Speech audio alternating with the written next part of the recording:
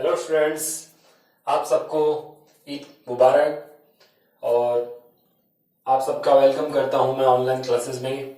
आज अपन electrostatics of conductors के लिए क्या इनकी स्ट्रेटेजी होती है उसको अपन स्टडी करेंगे। एक्सटर्नल इलेक्ट्रिक फील्ड में कैसा बिहेवियर होता है इनका। तो कंडक्टर्स के बारे में इसकी कुछ प्रॉपर्टी पढ़ने से पहले अपन कंडक्टर और इंसुलेटर के बारे में थोड़ा सा जानते हैं पहले से, लेकिन देखते हैं कंडक्टर्स क्या होते हैं। तो कंडक्टर के लिए अपन बोलते हैं कि कंडक्टर और इंसुलेटर इन दोनों के बीच में अपन डिफरेंस देखें तो कंडक्टर्स के सबसे पहले एग्जांपल देखो तो आप बता सकते हो जितने सारे मेटल्स हैं कंडक्टर्स हैं। इंसुलेटर अगर हम देखें ड्राई वुड है या फिर प्लास्टिक है, एबोनाइड है, या अगर हम देखें तो प्योर वाटर, ये सब इंसुलेटर के एग्जांपल हैं। कंडक्टर में ऐसा क्या है कि इसमें आसानी से इलेक्ट्रॉन फ्लो हो जाते हैं, या यूं कह सकते हैं कि कंडक्टर्स उनको कह देंगे जिनमें इलेक्ट्रॉन्स का आसानी से फ्लो हो, उनको अपन क्या बोलेंगे, कंडक्टर्स। ठीक है, जैसे मान लो इलेक्ट्रॉन प्रोटॉन दोनों ही होते हैं, जितने सारे मटेरियल होते हैं, लेकिन इलेक्ट्रॉन्स का फ्लो है वो इजीली हो जाए, उन सभी मटेरियल को अपन कहते हैं कंडक्टर्स। ठीक है, बेसिक रूप में। इंसुलेटर में अपन बोलेंगे कि फ्री इलेक्ट्रॉन कुछ होते नहीं है, तो इलेक्ट्रॉन्स का आसानी से फ्लो नहीं होता। दो टाइप के इलेक्ट्रॉन अपन बोलते हैं मटेरियल में होते हैं, एक तो फ्री इलेक्ट्रॉन और दूसरा होता है बाउंड इलेक्ट्रॉन। फ्री इलेक्ट्रॉन और बाउंड इलेक्ट्रॉन कौन से होते हैं? फ्री इलेक्ट्रॉन उनको बोलेंगे जिनमें अपन बोलते हैं कि कोई एक्सटर्नल फील्ड अगर है तो आसानी से ये इलेक्ट्रॉन क्या करेंगे, मूव करने लगते हैं।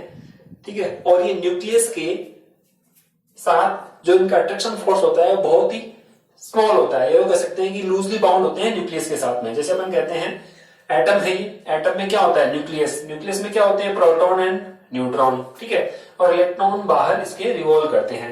तो जो फ्री इलेक्ट्रॉन होते हैं कंडक्टर्स में, उनका अगर हम देखें तो ये लूजली बाउंड होते हैं न्यूक्लियस के अट्रैक्शन फोर्स से, क्योंकि न्यूक्लियस के पास पॉजिटिव चार्ज है और इलेक्ट्रॉन के पास नेगेटिव चार्ज है, तो इनके बीच में जो अट्रैक्शन फोर्स है वो नेग्लिजिबल रहता है कंडक्टर्स के लिए। इन इलेक्ट्रॉन्स को अपन कहते हैं फ्री इलेक्ट्रॉन। और जो न्यूक्लियस के सराउंडिंग में जो यहाँ पे इस ऑर्बिट में इलेक्ट्रॉन रिवॉल्व कर रहे हैं वो अपन बोलते हैं इसके साथ टाइटली बॉन्ड है, उनको अपन बाउंड इलेक्ट्रॉन बोल देंगे। ठीक है, तो इंसुलेटर में क्या होते हैं, ये जनरली बाउंड इलेक्ट्रॉन ही होते हैं जो न्यूक्लियस के साथ टाइटली बॉन्डेड रहते हैं। फ्री इलेक्ट्रॉन्स इंसुलेटर में होते नहीं है, इसलिए आसानी से चार्ज फ्लो नहीं हो पाता। कंडक्टर्स में से अपन जानते हैं आसानी से फ्लो होते हैं। जैसे अपन कहते हैं गैस है, गैस में गैस ये मॉलिक्यूल कैसे रैंडम डायरेक्शन में मूव करते रहते हैं, इधर से इधर, इधर से इधर, वैसे ही अपन बोलते हैं कंडक्टर है तो कंडक्टर में इलेक्ट्रॉन्स क्या करते हैं, रैंडमली मूव करते रहते हैं। सपोज ये एक कंडक्टर है और उसमें इलेक्ट्रॉन प्रोटॉन सब है, तो ये क्या कर रहे हैं, इलेक्ट्रॉन मूव कर रहे हैं। तो करते तो हालांकि इलेक्ट्रॉन ही है, लेकिन इलेक्ट्रॉन अगर यहां से यहां मूव कर जाएगा तो यहां इलेक्ट्रॉन की डिफरेंस चेंज होगी, तो उस डेफिशिएंसी को अपन कह देंगे यहाँ पर पॉजिटिव चार्ज क्रिएट हो गया है। ठीक है ना, तो मूवमेंट इलेक्ट्रॉन का डिफरेंट डायरेक्शन में रेंडमली होता रहता है। लेकिन जैसे ही आप किसी कंडक्टर को किसी एक्सटर्नल इलेक्ट्रिक फील्ड में रखते हो, जैसे यहाँ पे अपन इलेक्ट्रिक फील्ड अप्लाई करेंगे, अब क्या होगा उसको अपन स्टडी करते हैं। ठीक है, तो इलेक्ट्रोस्टैटिक्स ऑफ कंडक्टर्स, तो आप हमारा यही टॉपिक है, इसमें इसकी कंडक्टर्स की क्या क्या प्रॉपर्टी होती है उसको अपन स्टडी करेंगे। ठीक है, तो सबसे पहली प्रॉपर्टी देखिए आप। अच्छा, अगर आपसे एक क्वेश्चन पूछे कि ये इलेक्ट्रॉन अगर मूव करते हैं तो क्या ये इलेक्ट्रॉन इस कंडक्टर की सरफेस को पार करके बाहर निकल सकते हैं क्या? सपोज ये कंडक्टर है, मान लो ये यहाँ पे जिसमें अपन खाना खाते हैं ये थाली है, ये कंडक्टर है, इसमें इलेक्ट्रॉन्स का मूवमेंट चल रहा है क्या? यस, चल रहा है। तो आप पूछ सकते हो इलेक्ट्रॉन अगर मूव कर रहा है तो इलेक्ट्रिक करंट क्यों नहीं फ्लो हो रही? तो आंसर होगा क्योंकि डिफरेंट डायरेक्शन में इलेक्ट्रॉन मूव करते रहते हैं, तो एक दूसरे की वेलोसिटी को कैंसिल आउट करेंगे और इनकी थर्मल वेलोसिटी का जो एवरेज रहेगा वो जीरो रहता है, तो नेट फ्लो यहाँ पे नहीं होता है इलेक्ट्रॉन्स का। जब एक्सटर्नल फील्ड अप्लाई करते हैं तब एक नेट फ्लो होता है नेट डायरेक्शन में, इसके कारण अपन बोलते हैं इलेक्ट्रॉन्स का मूवमेंट एक पर्टिकुलर डायरेक्शन में होता है। तो अपन बोलेंगे ये सरफेस से बाहर आ सकते हैं क्या? तो आंसर नहीं आ सकते। रीजन क्या है? आ सकते हैं लेकिन उनके लिए इतनी सफिशिएंट एनर्जी नहीं है कि बाहर आ जाए। ठीक है, इलेक्ट्रॉन इमिशन आप आगे चैप्टर में स्टडी करोगे कैसे कैसे होते हैं। तो ये ओनली क्या करते हैं, कंडक्टर के अंदर ही क्या करते रहते हैं, मूव करते रहते हैं डिफरेंट डायरेक्शन में। एक्सटर्नल इलेक्ट्रिक फील्ड में क्या होगा उसको अपन स्टडी करते हैं। ठीक है, तो इलेक्ट्रिक फर्स्ट अपन प्रॉपर्टी लेते हैं,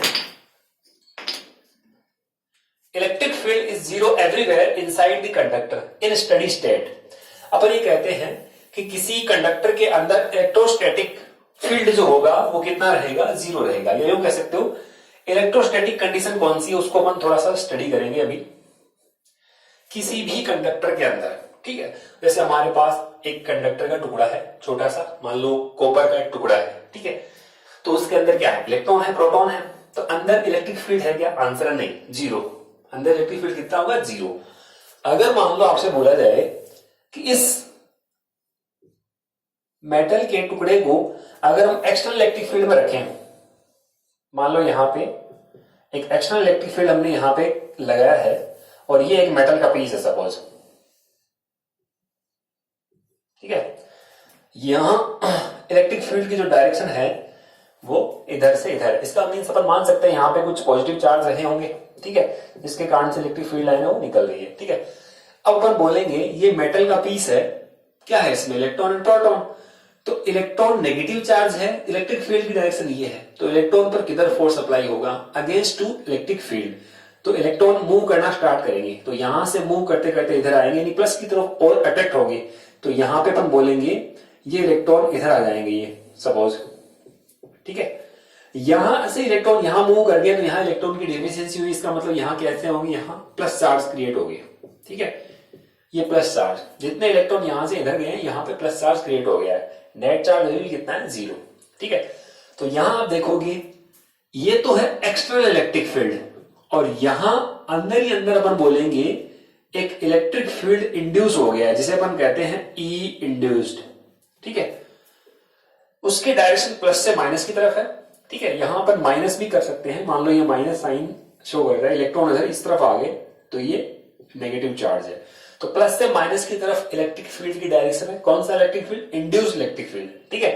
तो यहां पर बोलेंगे ये कब तक होता है, ये बहुत ही स्मॉल टाइम के लिए होता है, नेग्लिजिबल टाइम जिसको अपन कहते हैं। जैसे ही आपने किसी मेटल के पीस को एक्सटर्नल इलेक्ट्रिक फील्ड में रखा, ठीक है, क्या होगा, इलेक्ट्रॉन्स का मूवमेंट स्टार्ट होगा क्योंकि एक्सटर्नल इलेक्ट्रिक फील्ड है, ठीक है, तो यहां पे एक तरफ नेगेटिव एक तरफ पॉजिटिव, कब तक होता है, जब तक ई इंड्यूस्ड ई एक्सटर्नल के इक्वल ना हो जाए, और जिस कंडीशन में ई एक्सटर्नल ई इंड्यूस्ड दोनों इक्वल हो जाएंगे उस स्टेट को अपन कहते हैं स्टेडी स्टेट, यानी ये इलेक्ट्रोस्टैटिक की स्टेडी स्टेट है, या इसको अपन स्टैटिक स्टेट भी बोलते हैं, जिसमें फर्दर आगे इलेक्ट्रॉन्स का मूवमेंट बंद हो जाता है, क्लोज हो जाता है इलेक्ट्रॉन का मूवमेंट, उस कंडीशन को अपन कहते हैं इलेक्ट्रो स्टेडी स्टेट। और उस कंडीशन में अपन बताएंगे when E induced equals to E external, ठीक है, तब मेटेरियल के अंदर इस मेटल के अंदर नेट इलेक्ट्रिक फील्ड कितना आएगा, ई नेट इक्वल्स टू 0, क्यों, क्योंकि दोनों की डायरेक्शन देखो अपोजिट है, इक्वल एंड अपोजिट होते ही उस कंडीशन में इसके अंदर इलेक्ट्रोस्टैटिक फील्ड कितना हो जाएगा, 0। यही कहा गया है कि electric field is 0 everywhere inside the conductor in steady state, और इसको अपन अदर वे में कहें जिसमें कोई करंट फ्लो न हो, तो अंडर नो करंट। तो यहां पे जब इलेक्ट्रॉन स्टार्टिंग में जैसे इलेक्ट्रिक फील्ड आया, कुछ पल के लिए इलेक्ट्रॉन फ्लो हुए तो करंट मान सकते हैं, लेकिन स्टेडी स्टेट आते हैं यहां से कोई इलेक्ट्रॉन का फ्लो नहीं हो रहा, कोई करंट फ्लो नहीं हो रही, अदर वे में इसको ऐसे कह सकते हैं, ठीक है। तो ये बहुत ही नेग्लिजिबल, माइक्रो सेकेंड में ही कुछ ऐसा हो जाता है, तो अपन कहते हैं बहुत जल्दी ही ये अपन बोलते हैं ऐसे चार्ज को एक तरह से क्या हो गई, सेपरेट हो गया, तो अपन कहेंगे यहाँ पे अंदर का मतलब क्या होता है। अब जैसे मान लो मैंने कहा कि एक मेरे पास सेल है कंडक्टर, ठीक है, एक होलोस्फेयर है, कंडक्टिंग होलोस्फेयर है, तो कंडक्टिंग होलोस्फेयर मान लो ये एक पल के लिए थोड़ा सा आप इसको देखें तो इसकी कुछ थिकनेस अपन मान लेते हैं सपोज, ठीक है, ये इसकी थिकनेस है, अंदर तो होलो है। अब कंडक्टर के अंदर इलेक्ट्रिक फील्ड 0 है, तो अंदर का मतलब यहां हो भी सकता है, नहीं भी हो सकता 0, लेकिन अंदर की बात अपन इनसाइड यहां बात कर रहे हैं, इस मैटर के अंदर। जैसे मान लो ये अगर कंडक्टर है तो इसके अंदर की बात कर रहे हैं अपन, तो अंदर इलेक्ट्रोस्टैटिक फील्ड कितना होता है, 0, चाहे वो एक्सटर्नल फील्ड में रखा हो चाहे न रखा हो, ठीक है, अंदर इलेक्ट्रोस्टैटिक फील्ड कितना रहेगा, 0। ये ध्यान रखना, अपन कंडीशन बोल रहे हैं कौन सी, स्टेडी स्टेट या इलेक्ट्रोस्टैटिक कंडीशन की बात कर रहे हैं, उस कंडीशन में इलेक्ट्रोस्टैटिक फील्ड 0 होगा। अगर मान लो आपने कहा कि मैंने एक कंडक्टर ले लिया, ठीक है, ये मान लो कंडक्टर है और इसको मैंने बैटरी से कनेक्ट कर दिया, ठीक है, अब आप कहोगे सर अब अंदर इलेक्ट्रिक फील्ड जीरो होगा क्या? अब आंसर है अब अंदर इलेक्ट्रिक फील्ड जीरो नहीं रहेगा। रीजन क्या है? यहां पर आपने एक्सटर्नल इलेक्ट्रिक फील्ड अप्लाई कर दिया है। ये आप करंट इलेक्ट्रिसिटी में इसको डिटेल से पढ़ोगे तो यहां एक्सटर्नल इलेक्ट्रिक फील्ड लगाया है, तो अब इन इलेक्ट्रॉन को यहां इस कंडक्टर के अंदर जो इलेक्ट्रॉन थे उनको पाथ मिल गया है इस वायर के थ्रू इस प्लस पॉजिटिव की ओर आने का, ठीक है ना। इसलिए अपन बोलेंगे यहां पे इलेक्ट्रिक फील्ड वो जीरो नहीं रहेगा क्योंकि इसमें करंट का फ्लो स्टार्ट हो गया है। इन दोनों केस में अपन बोलते हैं कि inside the conductor electrostatic field is zero, ठीक है, इन स्टेडी स्टेट या स्टैटिक कंडीशन बोल सकते हैं। तो ये इलेक्ट्रिक फील्ड कितना रहेगा? जीरो। ई नेट की वैल्यू कितनी रहेगी? जीरो। ये बात आप हमेशा ध्यान में रखोगे कि इनसाइड का मतलब मैटर के अंदर, उस मटेरियल के अंदर इलेक्ट्रिक फील्ड कितना रहेगा? जीरो। तो ये E induced equals to E external, E net equals to zero. तो इसको अपन नोट कर लेंगे। ओके, नेक्स्ट प्रॉपर्टी की अपन आगे मूव करते हैं। नेक्स्ट प्रॉपर्टी देखिए, at the surface of charge conductor electrostatic field must be normal to the surface of conductor at every point. अगर अपन देखें कि इलेक्ट्रोस्टैटिक कंडीशन में, मान लीजिए ये कंडक्टर है और इलेक्ट्रोस्टैटिक कंडीशन में इसके सरफेस पे जो इलेक्ट्रिक फील्ड होगा, ये चार्ज बॉडी है और इसके सरफेस में जो इलेक्ट्रिक फील्ड होगा वो हमेशा इस सरफेस के क्या रहेगा? नॉर्मल ही रहेगा, ठीक है।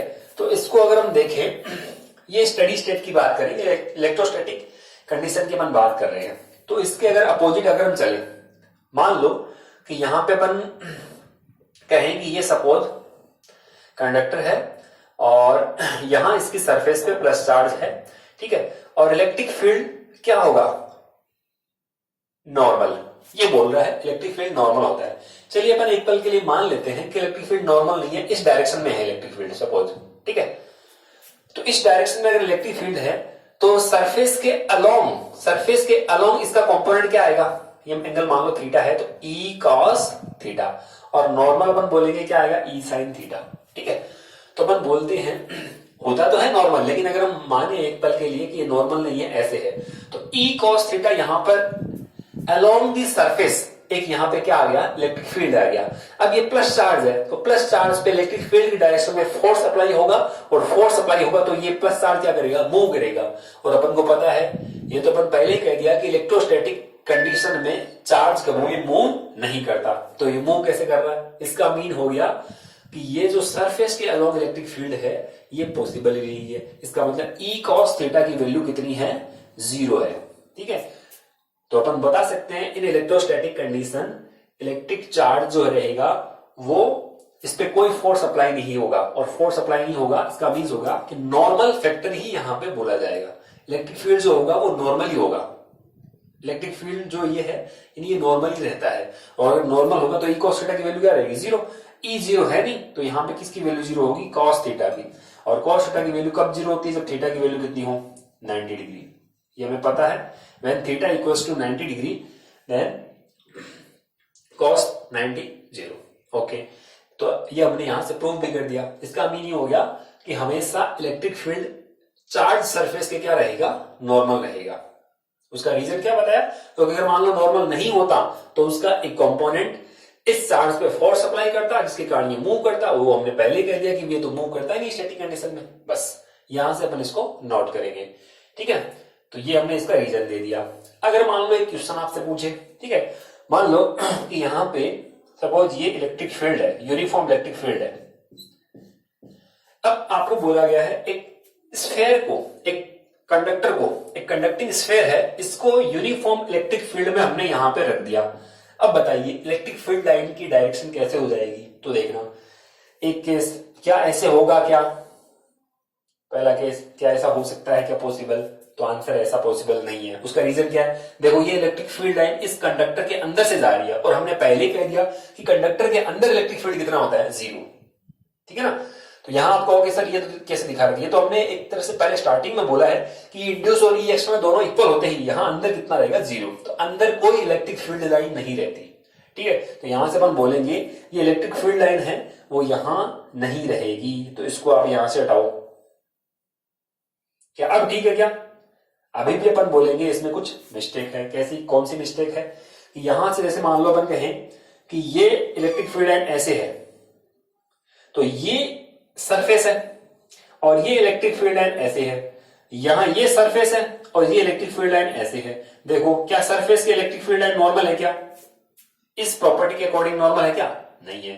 तो इसका मतलब ये भी हमारा डायग्राम सही नहीं है। तो इसका सही डायग्राम देखो कैसे बनेगा कि जब हम यूनिफॉर्म इलेक्ट्रिक फील्ड में किसी कंडक्टर को अगर रखते हैं तो इसका डायग्राम आप देख सकते हो किस प्रकार से बनेगा। ये तो नॉर्मली है, तो ये तो बिल्कुल सीधी की सीधी निकल गया ऐसे, ठीक है। अब देखना यहां से अपन बोलेंगे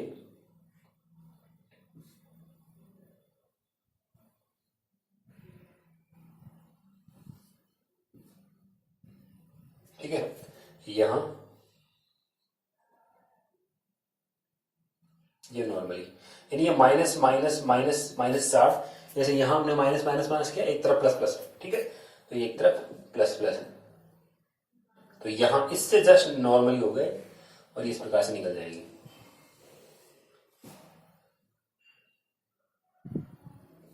ऐसे इधर भी बना सकते हैं अपन नॉर्मल,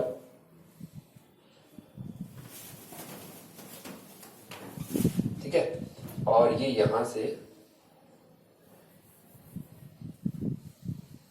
ये ऐसा, ठीक है।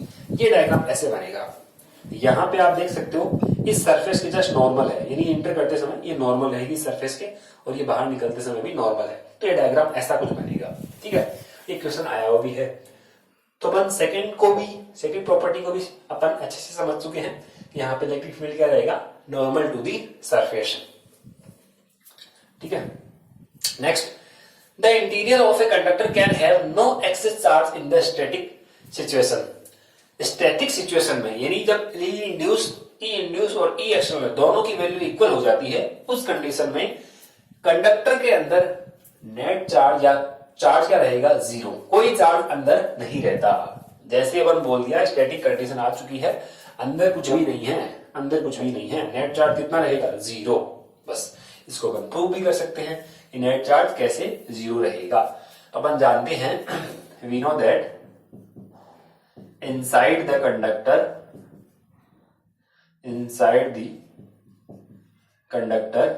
E इक्वल टू कितना होता है? जीरो। इलेक्ट्रोस्टैटिक कंडीशन में E इक्वल टू कितना होता है? जीरो, ठीक है। और यहां से अपन को पता है कि E डॉट गॉस लॉ से, फ्रॉम गॉस लॉ क्या कहता है Gauss law? Close integral E dot d equal to summation Q upon epsilon naught, ठीक है। मान लो अपन एग्जांपल के फॉर्म में अगर देखें, यहां इलेक्ट्रिक फील्ड की वैल्यू कितनी है? जीरो, तो E की वैल्यू जीरो पुट कर दोगे तो लेफ्ट हैंड साइड पूरा कितना आ गया? जीरो। एप्सिलॉन नॉट की वैल्यू कभी जीरो पॉसिबल होती नहीं है, तो समेशन Q, तो अंदर Q की वैल्यू कितनी आ जाएगी? जीरो, ठीक है। तो यहां से आप बोल सकते हो कि Q summation Q equal to कितना रहेगा? जीरो। या फिर इसको अपन ऐसे ही बोल सकते हैं कि चार्ज डेंसिटी कितनी रहेगी अंदर? जीरो, ठीक है। तो यहाँ पे चार्ज डेंसिटी भी कितनी, अगर चार्ज जीरो है तो चार्ज डेंसिटी कितनी हो जाएगी? जीरो।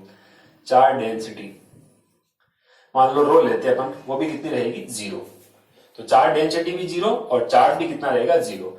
एग्जांपल के थ्रू अगर हम समझें इसको, तो जैसे मान लो अपन कहें, मान लीजिए यहाँ पे ये कोई एक कंडक्टर है, ठीक है, और ये सॉलिड कंडक्टर है, इसको हमने चार्ज दिया। तो जैसे ही सॉलिड कंडक्टर को चार्ज दोगे, कितना चार्ज दिया? मान लो Q1 चार्ज दिया हमने इसको, तो सारा का सारा चार्ज कहां जाएगा? इसकी सरफेस पे आ जाता है ये चार्ज, ठीक है। ये चार्ज सारा का सारा इसकी सरफेस पे आ जाएगा। सपोज Q1 चार्ज हमने इसको दिया है।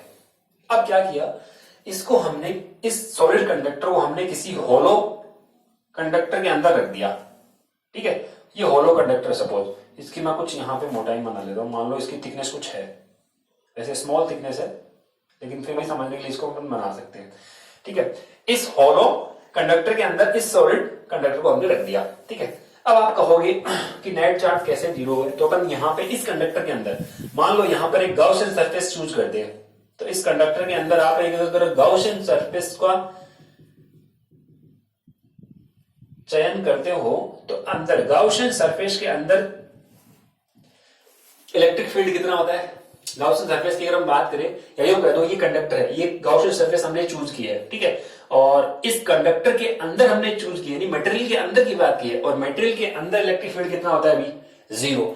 इसका मतलब इस गाउसियन सरफेस के अंदर इलेक्ट्रिक फील्ड कितना है?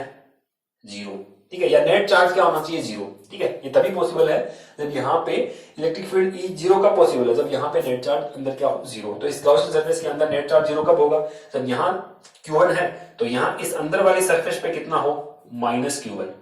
ठीक है, तो ये यहाँ पे इंड्यूस हो जाएगा चार्ज, इसको अपन बोलते हैं ये इंड्यूस चार्ज है, और ये होगा कितना, माइनस Q1। ठीक है, माइनस Q1 अगर कंडक्टर की इस सरफेस पे है तो बाहर की सरफेस पे कितना इंड्यूस हो जाएगा, प्लस Q1। तो ये बाहर की ओर प्लस Q1 चार्ज है वो इंड्यूस हो जाएगा, ये प्लस Q1 चार्ज। ठीक है, ये अपन इसको एग्जांपल से इसको एक्सप्लेन किया है।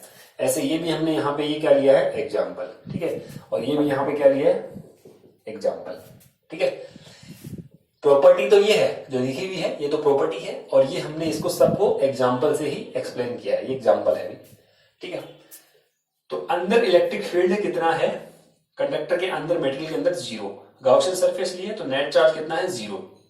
ये हम यहां से बता सकते हैं कि E की वैल्यू अगर जीरो है, इसका मतलब इसके अंदर नेट चार्ज कितना रहेगा, जीरो। और चार्ज डेंसिटी भी कितनी जाएगी, चार्ज जीरो तो जीरो। फोर्थ प्रॉपर्टी की ओर अपन मूव करते हैं। Electrostatic potential is constant throughout the volume of the conductor and has same value on its surface. Electrostatic condition अपन बोलते हैं जो भी चार्ज कंडक्टर है उसकी जो सरफेस होती है वो एक इक्विपोटेंशियल की तरह बिहेव करती है। इक्विपोटेंशियल का मतलब क्या हो गया, उसके पूरे वॉल्यूम में पोटेंशियल क्या रहने वाला है, पोटेंशियल सेम रहता है। ठीक है, तो जैसे अपन कहें यहां पे सपोज, यहां इसको अपन ऐसे एक्सप्लेन करते हैं, एक रिलेशन अपन को पता है इलेक्ट्रिक फील्ड और पोटेंशियल के बीच में, E equals to minus dV upon dr। ठीक है, और अपन को ये पता है कि कंडक्टर के अंदर इलेक्ट्रिक फील्ड कितना रहता है, जीरो। ठीक है, इनसाइड द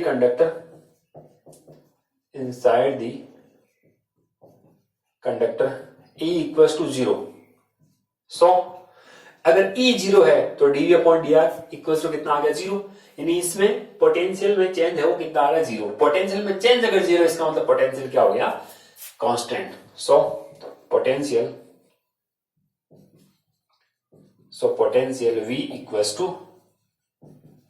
कांस्टेंट। ये पूरा का पूरा वॉल्यूम में पोटेंशियल क्या रहेगा, कांस्टेंट ही रहेगा, क्योंकि ये अपन को रिलेशन पता है यहां से। ठीक है, इसको अपन ऐसे एक्सप्लेन कर सकते हैं, मान लो ये एक कंडक्टर है। ठीक है, इनसाइड में इलेक्ट्रिक फील्ड कितना है, जीरो। इलेक्ट्रिक फील्ड जीरो है तो पोटेंशियल क्या रहेगा, पोटेंशियल कांस्टेंट रहेगा। जितना सरफेस पे है ना पोटेंशियल, उतना ही अंदर रहेगा। ये कंडक्टिंग स्फीयर के लिए हम पहले स्टडी कर चुके हैं। और ये पूरा का पूरा, जैसे मान लो पोटेंशियल सरफेस पे V है तो अंदर भी सारे पॉइंट पे कितना रहेगा, V। यानी V1 माइनस V2 की वैल्यू कितनी आएगी, जीरो। डिफरेंस, पोटेंशियल डिफरेंस कितना रहेगा, वो जीरो रहेगा। इसका मतलब ये हो गया कि अगर मान लो यहाँ Q चार्ज को अपन मूव कराएं तो वर्क डन कितना आएगा, जीरो, क्योंकि पोटेंशियल डिफरेंस ही जीरो है तो वर्क डन कितना आएगा, जीरो। इसीलिए अपन बोलते हैं कि ये एक फेराडे ने बोला था, ये फेराडे केज भी जिसको अपन कहते हैं फेराडे केज। फेराडे एक केज के अंदर अपन माने कि अगर बंद है तो बाहर से कितना भी पोटेंशियल इसको दे दिया जाए, अंदर अपन बोलते हैं वो पोटेंशियल डिफरेंस है वो कितना रहेगा, जीरो। यानी पोटेंशियल सेम है, तो पोटेंशियल अगर सेम रहेगा तो कोई इलेक्ट्रिक करंट उस फेराडे से फ्लो नहीं है, और वो फेराडे बिल्कुल उसमें लाइव रहे, मरे नहीं वो। ऐसा ही एग्जांपल अपन आपकी एनसीईआरटी बुक में भी दे रखा है कि मान लो एक वायर के ऊपर चिड़िया बैठी है। ठीक है, ये वायर के ऊपर मान लो एक चिड़िया बैठी हुई है तो उसको इलेक्ट्रिक शॉक नहीं लगता, लेकिन अगर हम उस वायर को छूते हैं और ग्राउंड के साथ अपन संपर्क में हैं तो हमें इलेक्ट्रिक शॉक लगता है। उसका रीजन क्या है, तो अपन बोलते हैं जब ये चिड़िया बैठी है तो इसके पंजों के मध्य कोई भी पोटेंशियल डिफरेंस नहीं है।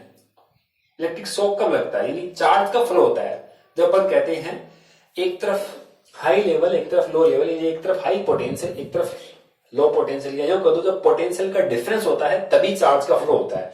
यहां तो पोटेंशियल कांस्टेंट है तो चार्ज कहां से फ्लो होगा। ऐसे यहां भी देखो कि पोटेंशियल, यहां अपन कहते हैं कि इलेक्ट्रिक करंट इसमें फ्लो हो रही है, या यूं कह सकते हो अपन कि यहां पे इसको शॉक क्यों नहीं लग रहा, क्योंकि इन दोनों पंजों के बीच में कोई पोटेंशियल डिफरेंस नहीं है, और पोटेंशियल डिफरेंस नहीं है तो इसको इलेक्ट्रिक शॉक नहीं लगेगा। लेकिन हम अगर जैसे जमीन पे खड़े हैं तो अर्थ का पोटेंशियल पर मानते हैं जीरो, और 220 की लाइन को या 440 या फिर ज्यादा पावर की जो लाइन है उसको अपन अगर छूते हैं तो वो हाई वोल्टेज पे है और जीरो वोल्टेज पे अर्थ है। तो अर्थ के साथ कांटेक्ट होने पे सारा चार्ज हमारे थ्रू कहां जाता है, अर्थ में। इसलिए हमें इलेक्ट्रिक शॉक लग जाता है। ये भी एक अच्छा क्वेश्चन आपकी बुक में दे रखा है। और एक क्वेश्चन दे रखा है कि मान लो रनवे पर जब कोई एरोप्लेन लैंड करता है, तो लैंड करते टाइम पे आप जानते हो कि जो टायर है वो बने हुए होते हैं किसके, रबर के, लेकिन उसको एक स्पेशल रबर से बनाया जाता है। उसमें अपन क्या करते हैं, कुछ मेटल के वायर डाल देते हैं। ठीक है, मेटल के वायर डालने से क्या होगा, जैसे ही एरोप्लेन रनवे के ऊपर लैंड कर रहा है वहां पे फ्रिक्शन होगा और फ्रिक्शन से चार्ज जनरेट होगा। अब वो चार्ज अगर वहां बन गया तो उस चार्ज से अगर उसको कोई मीडियम नहीं मिला अर्थ में जाने का, तो वहीं पे क्या होगा, आग लगा सकता है, वहीं ब्रस्ट हो सकता है टायर। इसलिए क्या किया जाता है कि जो एरोप्लेन के जो टायर होते हैं उनको हल्का सा कंडक्टर बनाते हैं। क्यों बनाते हैं कंडक्टर, ताकि वो लैंड करते समय जो फ्रिक्शन से चार्ज पैदा हुआ है वो कहां चला जाए, अर्थ में चला जाए। ठीक है, ये भी एक एग्जांपल आपकी बुक में दे रखा है। ठीक है, ऐसे एक एग्जांपल दे रखा है, किसी रोज अपन कंघे से बाल बुआते हैं, तो जो कॉम्ब है उससे अपन बाल बुआ रहे हैं। अब क्या है कि वो चार्ज हो गया है, क्योंकि फ्रिक्शन से चार्ज हो गया, कागज के छोटे छोटे पीसेस को अट्रैक्ट करता है। उसके पीछे रीजन क्या है कि वो चार्ज हो रहा है। चार्ज होने से अगर मान लो इसी चीज को अगर हम करें किस बारिश के दिनों में या फिर गीले बालों में अगर इसी प्रैक्टिकल को करें, तो फिर वो क्या है, छोटे छोटे पीसेस को अट्रैक्ट नहीं कर पाता, क्योंकि वो वहां पर फ्रिक्शन क्या होता है, कम हो जाता है। तो फ्रिक्शन से ही चार्ज जनरेट होता है। ऐसा हमारे ये एग्जांपल में दे रखा है। तो इसका आप समझ चुके हो कि इलेक्ट्रिक फील्ड अंदर अगर जीरो है तो पोटेंशियल कैसे कांस्टेंट बनेगा। ठीक है, तो पोटेंशियल यहाँ कांस्टेंट रहेगा। तो ये चारों प्रॉपर्टी आप नोट कर लेना, और ये एग्जांपल भी चाहे तो अपन नोट कर सकते हैं। एग्जाम में इन प्रॉपर्टी के ऊपर बेस कोई क्वेश्चन बना सकता है। ठीक है, जैसे मान लो यहाँ पे 4 ऑप्शन दे दिए कि कौन सा इलेक्ट्रिक फील्ड लाइन का डायग्राम है वो सही है, तो आपको पहचानना होगा कि अंदर इलेक्ट्रिक फील्ड नहीं है, जीरो है इलेक्ट्रिक फील्ड, तो वहां पे कोई इलेक्ट्रिक फील्ड लाइन शो नहीं करनी है। ठीक है, तो यहाँ से इनको आप हटा सकते हो। वो आपको पता है कि एक तरफ प्लस जा रहे हैं एक तरफ माइनस जा रहे हैं, नेट चार्ज तो जीरो ही है बस। ओके, तो आप इसको नोट करो, फिर अपन फिफ्थ प्रॉपर्टी पे आते हैं। ओके, फिफ्थ प्रॉपर्टी है कंडक्टर की, electric field at surface of charge conductor E equal to sigma upon epsilon naught n cap. ये वाली प्रॉपर्टी जो है उसको अपन एप्लीकेशन ऑफ गाउसेस लॉ उसमें अपन स्टडी कर चुके हैं। ठीक है सर, सेकेंड और थर्ड, फर्स्ट एप्लीकेशन हमारा लाइन चार्ज का था, सेकेंड इनफाइनाइट शीट का, और थर्ड था वो कंडक्टिंग प्लेट के लिए था। तो कंडक्टिंग प्लेट के लिए अगर आपसे पूछे इलेक्ट्रिक फील्ड कितना आता है, तो हमने याद करो डिराइव किया था, उसके पास में कोई अगर मान लो पॉइंट है, इनफाइनाइट का मीन्स क्या था कि उसका साइज जो है वो इस आर के रेस्पेक्ट में बहुत ज्यादा है और ये डिस्टेंस बहुत कम है, और वो electric field E equal to आया था sigma upon epsilon naught. Vector का साइन लगाओगे यहाँ एन के पाएगा। एन के ये शो करता है कि इलेक्ट्रिक फील्ड की direction normal to the surface है। ठीक है, और ये यूनिट वेक्टर बोला जाता है। तो ये सेम ही है, आप कंडक्टर का शेप कैसा भी लो, भले ही आप स्फेरिकल लो, भले ही आप ये प्लेट के फॉर्म में लो, हमेशा electric field at the surface of conductor is equals to E equals to sigma upon epsilon naught. ठीक है, इसको अपन प्रूव भी कर सकते हैं। तो मान लो यहाँ पे अपन कैसी भी शेप ले सकते हैं, कोई भी आर्बिट्रेरी अपन शेप ले लेते हैं मान लो। ठीक है, अब क्या करते हैं, यहाँ पे ये चार्ज कंडक्टर है, चार्ज कंडक्टर है तो अपन यहां एक गाउसियन सरफेस चूज करते हैं जिसका हाफ पार्ट तो है कंडक्टर के अंदर और हाफ पार्ट है कंडक्टर से जस्ट बाहर, और ये यहां पे अपन बोल रहे हैं कुछ चार्ज है, ये चार्ज है। अगर ये प्लस चार्ज हमने इसको दे रखा है तो इसकी डायरेक्शन जो रहेगी इलेक्ट्रिक फील्ड की वो हमेशा सरफेस के जस्ट नॉर्मल, ये हम पहले स्टडी कर चुके हैं प्रॉपर्टी में। ओके, तो ये एक सिलेंड्रिकल गाउसियन सरफेस चूज किया जिसका हाफ पार्ट अंदर है कंडक्टर के अंदर, मेटेरियल के अंदर है ये, और हाफ पार्ट है वो मेटेरियल के जस्ट बाहर। ठीक है, तो या यूं मान लो कि 1, 2 और 3 सरफेस है, 1 और 3 दो है, ये जो दो सरफेस हैं ये तो क्या है सर्कुलर मान लो। सेकेंड नंबर है ये यहाँ पे कर्व सरफेस है, एक सिलेंड्रिकल सरफेस है। ठीक है, तो अगर हम देखें इलेक्ट्रिक फील्ड अंदर तो इलेक्ट्रिक फील्ड कितना रहेगा भी, ई इनसाइड तो कितना रहेगा 0। यहां पे अगर हम गॉस लॉ अप्लाई करेंगे तो इलेक्ट्रिक फील्ड की डायरेक्शन अपन कह रहे हैं ये, लेकिन यहाँ पे एरिया वेक्टर की डायरेक्शन ये होगी, तो ई और एरिया वेक्टर के बीच का एंगल 90 हो जाएगा, तो भी यहां से कोई फ्लक्स नहीं लेगा, तो भी इसके कारण अपन बोलेंगे यहाँ 0 रहेगा, यानी ई डॉट ds वगैरह करेंगे तो ये हमारा 0 आएगा, समेशन क्यू की वैल्यू 0। लेकिन यहाँ इस सरफेस के लिए अगर हम देखें तो यहाँ कुछ इलेक्ट्रिक फील्ड होगा, उसकी वैल्यू अपन को फाइंड करनी है, ठीक है। यस, तो देखो सरफेस फर्स्ट के लिए अपन बात करते हैं। सिग्मा क्या है यहाँ पे, surface charge density. N cap क्या है, unit vector normal to the surface. चाहो तो लिख लो भले यहां, here sigma equals to surface charge density, surface charge density, और N cap unit vector normal to किसके, सरफेस। किसकी सरफेस है, कंडक्टर की, तो ये आप लिख सकते हो यहां से, कुछ नहीं है, छोटा सा प्रूफ है। तो ये तो अपन पहले से देख रहा है 3 और सेकंड नंबर सरफेस से कोई इलेक्ट्रिक फील्ड लिंक नहीं होगा, क्योंकि 3 के लिए तो अंदर इलेक्ट्रिक फील्ड 0 है और यहां 90 डिग्री है, जिसके कारण कोई लिंक नहीं होगा। ओनली अपन बोलेंगे नॉर्मल टू दी सरफेस है, ठीक है। तो फॉर सरफेस फर्स्ट की अपन बात करेंगे S1 के लिए, ठीक है। तो यहां E डॉट ds, ठीक है, E डॉट ds।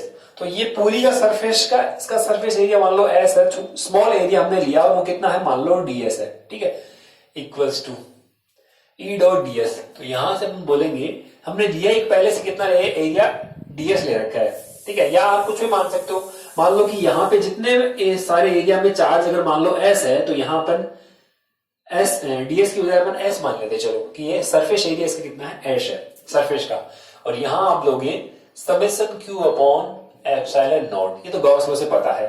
E और ds, इलेक्ट्रिक फील्ड की डायरेक्शन ये है, एरिया वेक्टर की डायरेक्शन ये है, एंगल कितना हो गया 0, तो यहाँ पे E ds का इंडिकेशन S बोल दो, summation Q, charge equals to क्या होता है, सिग्मा इंटू, भाई सिग्मा इक्वल्स टू होता है चार्ज अपॉन एरिया, एरिया को अपन S बोल रहे हैं, तो चार्ज इक्वल्स टू क्या आएगा, सिग्मा इंटू S, तो यहाँ पे sigma into S। Charge density sigma है, S कितने एरिया में, S एरिया में, तो S इंटू सिग्मा, ये समेशन Q आ गया यहाँ पे अपॉन एप्सिलॉन नॉट, S से S कैंसिल हो गया, तो E इक्वल्स टू कितना आ गया, सिग्मा अपॉन एप्सिलॉन नॉट।